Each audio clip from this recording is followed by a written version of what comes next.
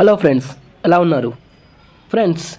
అనంతపురంలోన శ్రీ వాసవి కన్యకా పరమేశ్వరి టెంపుల్కి ఈరోజు విజిట్ చేయడం జరిగింది ఫ్రెండ్స్.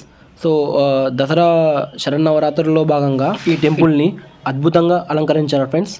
నాకైతే ఈ టెంపుల్ని చూడడానికి రెండు కళ్ళు చాలట్లేదు ఫ్రెండ్స్, అంత అద్భుతంగా ఉంది.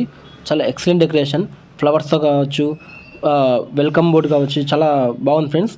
ఇది లోపలికి వెళ్ళే మార్గం. సో మీకు చూపిస్తా చూడండి లోపల డెకరేషన్ ఎలా ఉంటుందో. నిజంగా చాలా చాలా బాగుంది ఫ్రెండ్స్ లోపల. సో ఇక్కడ ఇది చూడండి, ఇది హాలు. ఇక్కడే అమ్మవారు ఉంటారు. చూపిస్తాను చూడండి మీకు. ఇదంతా బాగా దసరా శరన్నవరాత్రులు ఇక్కడ బాగా జరుగుతాయి ఫ్రెండ్స్. 9 days కూడా ఇక్కడ చాలా గ్రాండ్గా జరుగుతుంది. డైలీ ఒక డెకరేషన్తోన సో బాగా అందంగా ఉంటుంది ఫ్రెండ్స్, బాగా టెంపుల్ మొత్తం కూడా. సో నేనైతే ఈ టెంపుల్ రావడం ఫస్ట్ టైము అనంతపూర్లోన. సో నాకైతే చాలా బాగా అనిపించింది.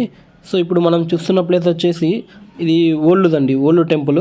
సో బయట కొత్త కట్టారంట. సో ఇది ఓల్డ్ది. సో ఇక్కడ బయట ఇది మనం చూస్తున్న విగ్రహం అమ్మవారిది. మళ్ళీ ఇంకొక విగ్రహం ఉంటుంది, అది డైలీ మారుస్తుంటారు ఫ్రెండ్స్, అలంకరిస్తూ ఉంటారు. అది కూడా మీకు చూపిస్తాను. ఈరోజు అమ్మవారిని బాగా అద్భుతంగా అలంకరించారు పుష్పాలతోన.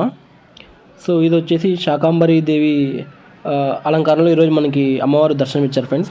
కూరగాయలతోన చాలా ఎక్సలెంట్గా తయారు చేశారు ఫ్రెండ్స్ అమ్మవారిని. మొత్తం కూరగాయలే.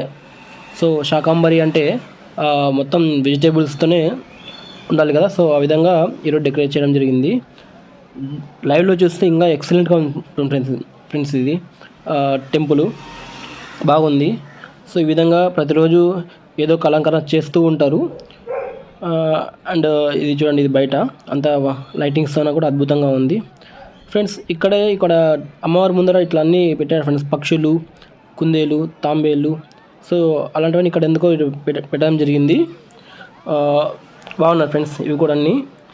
సో అండ్ ఫైనల్గా ఇక్కడ ప్రసాదం కూడా చాలా అద్భుతంగా ఉంది ఫ్రెండ్స్. దానికోసమన్నా వెళ్ళొచ్చు టెంపుల్కి. Thanks for watching.